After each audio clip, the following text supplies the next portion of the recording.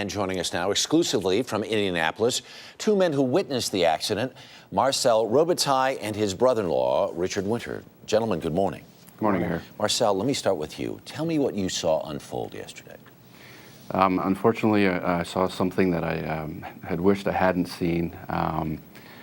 Young riders were coming around turn 4 and coming down the straightaway and hit the one of the curbs on the right-hand side of that straightaway and went into a speed wobble and was high-sided, which was thrown over his handlebars.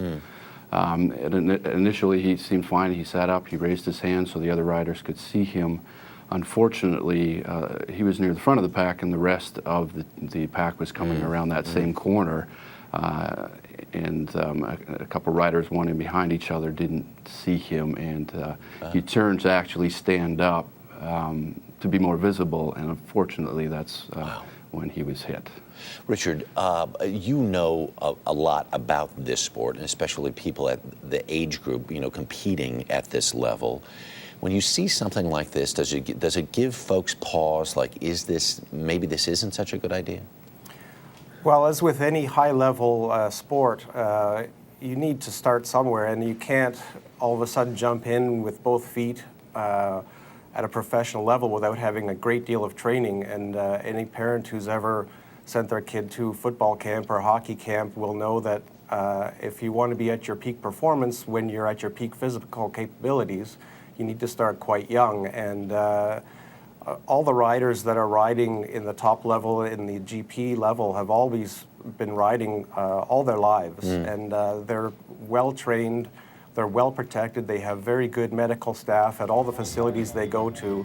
But as with anything, you have that many people going, you know, racing at a high level of competitiveness. Sometimes bad things happen to good people. Well, as Betty pointed out in her piece, I mean, this fatality is quite rare. Oh, yes. As this thing unfolded, and as this young man, as Peter Lenz was after he was hit, was there a lag? Did either of you think there was a lag in terms of response time with the emergency crews?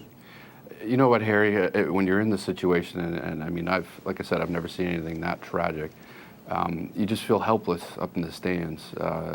So it seems like a lifetime before, you know, it's right in front of you. My wife is a registered nurse sitting beside me, and her first response to traumas is to react, and she couldn't because we were in the stands in the situation.